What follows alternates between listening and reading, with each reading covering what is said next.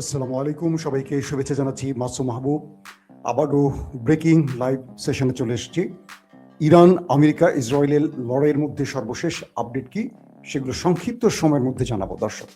প্রথম যে খবরটি শোনাচ্ছি সেটি আপনারা বোধহয় লাইভ দেখতে পাচ্ছেন, অবশ্যই না। আমাকে একটু কমেন্ট করবেন যে সাউন্ড এবং ভিডিও ক্লিয়ার দেখতে পাচ্ছেন কিনা, শুনতে পাচ্ছেন কিনা, আমাকে একটু কমেন্ট করে জানান।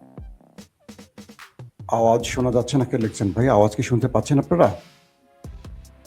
আপনারা কি আওয়াজ শুনতে পাচ্ছেন? আমি তো এখানে দেখতে পাচ্ছি আওয়াজ শোনা যাচ্ছে।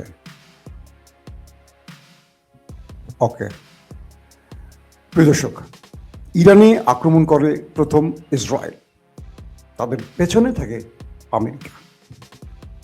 প্রায় 30 থেকে 35টি স্থানে ইসরায়েল আক্রমণ করে।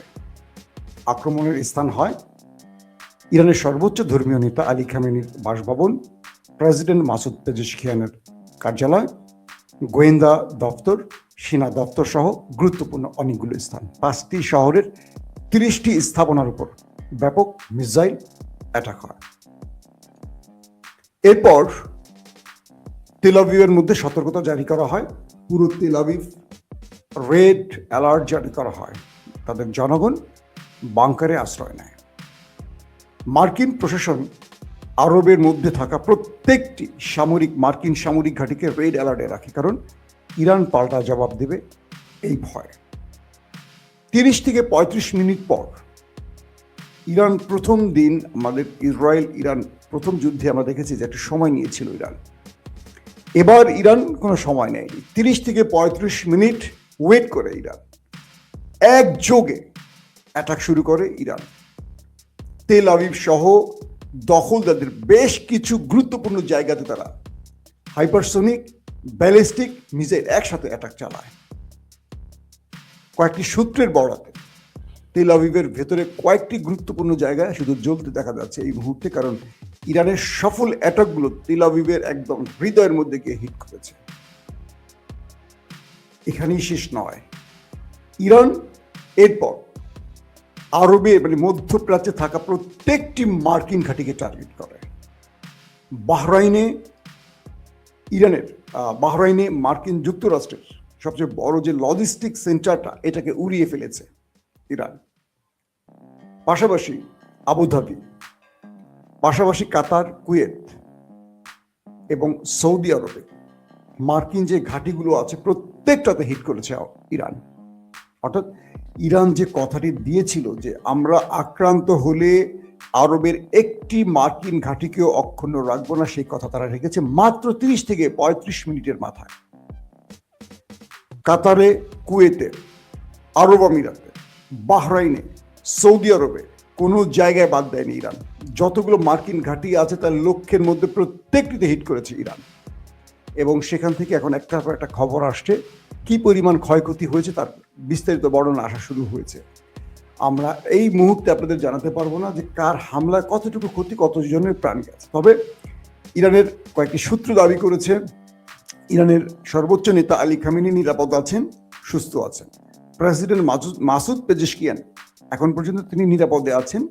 এবং বলা হচ্ছে যে আহমেদিনেজাদ, ইরানের সাবেক প্রেসিডেন্ট, আপনাদের মনে আছে মাহমুদ আহমেদিনেজাদ, তার বাড়িতে হিট করেছে দখলদার বাহিনী।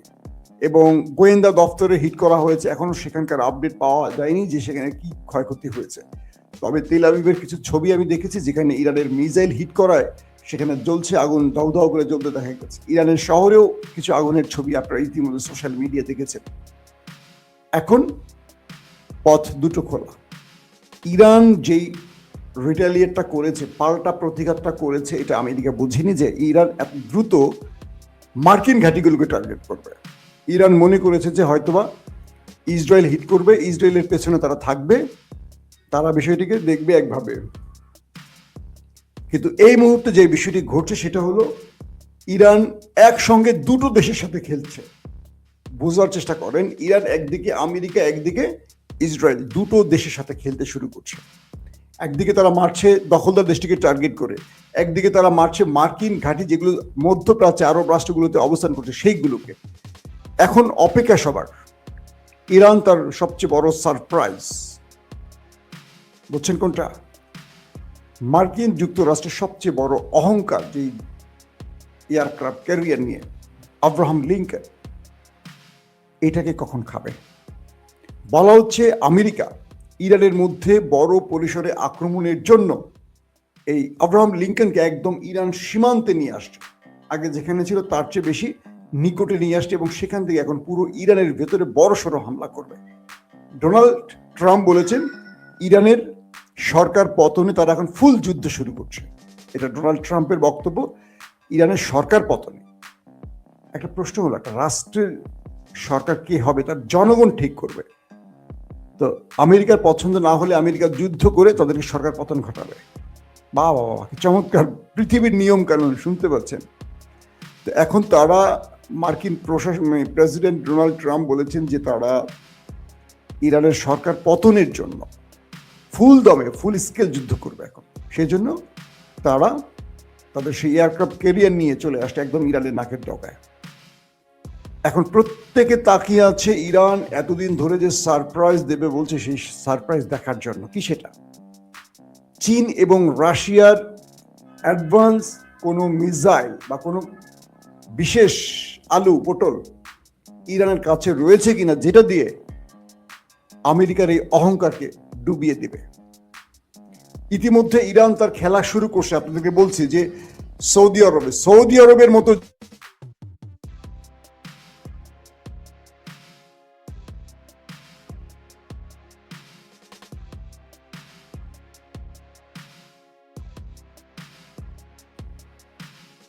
কাতারেও হিট করেছে ইরান, সেখানেও ব্যাপক ক্ষয়ক্ষতির তথ্য পাওয়া যাচ্ছে।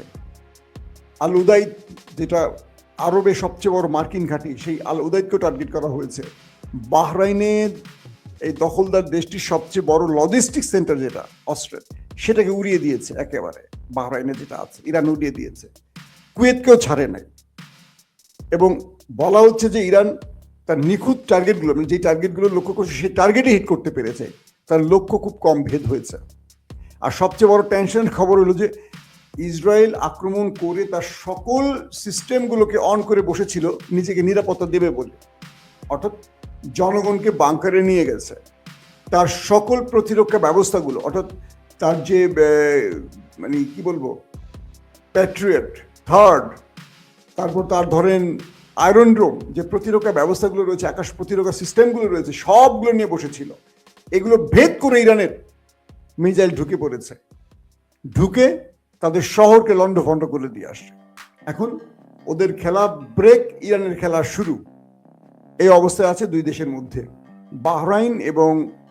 বাহরাইনের যিনি পররাষ্ট্রমন্ত্রী, তিনি একটি বক্তব্য দিয়েছিলেন যে ইরান চেয়েছিল আলোচনার মাধ্যমে সমাধান হোক, কারণ আমেরিকা এবং ইরানের মধ্যে যে আলোচনাটা চলছিল এটা বাহরাইনের মাধ্যমে, কখনো ওমানের মাধ্যমে হয়েছিল। তো এবার যেটি হয়েছে সেটি হলো যে, আমি একটু লাইভের মধ্যে আছি। তো বাহরাইনের পররাষ্ট্র দপ্তর থেকে বলা হয়েছিল যে ইরান চেয়েছিল আলোচনার মাধ্যমে সমাধান হোক, কিন্তু এটা ইসরায়েল চায়নি। ইরান যখন মার্কিন প্রশাসনকে প্রস্তাব দিয়েছিল যে আমরা আসলে কোনো দ্বিতীয় ব্যক্তির সাথে আলোচনা করতে চাই না, প্রয়োজনে ইরান একদম সরাসরি হেড টু হেড আমেরিকার সাথে আলোচনা করে সমাধান করবে, বুঝতে পারছেন? এবং আমেরিকার সাথে আলোচনা করে ইরান সমাধান খুঁজবে, এই কথাটা যখন জানানো হইলো, এই তথ্যটা ইসরায়েল জানার সঙ্গে সঙ্গে কিন্তু আক্রমণ শুরু করছে। কারণ ইসরায়েল চায় যে আমেরিকা কোনোভাবে যেন আলোচনা টেবিলে না যায়, একটা আক্রমণ করতেই হবে। এই খেলাটা খেলছে কিন্তু দখলদাররা, এবং এই সুযোগটি তারা কাজে লাগিয়ে দুম করে আক্রমণ করে দিয়ে যুদ্ধ শুরু করে দিয়েছে। তার মানে আলোচনার টেবিলে আর ইরানকে রাখতে চায়নি দখলদাররা। আর ট্রাম্প পাগলা এই ফাঁদে পা দিয়েছে। এখন দেখার বিষয় কি হতে পারে, কি হতে যাচ্ছে। দর্শক, আমরা চেষ্টা করব প্রতি মুহূর্তের আপডেটগুলো আপনাদের দ্রুত পৌঁছে দেওয়ার জন্য। এখন আমাদের কাছে বিচ্ছিন্নভাবে অনেক খবর আসতেছে, এবং যে পরিমাণ খবর আসছে আসলে কনফার্ম হয়ে আপনাদের দিতে একটু সময় লাগবে আমাদের। তো আমরা চেষ্টা করতেছি আমাদের মধ্যপ্রাচ্যে যারা আমাদের সাংবাদিক বন্ধুরা আছে তাদের মাধ্যমে কিছু তথ্য জানার জন্য।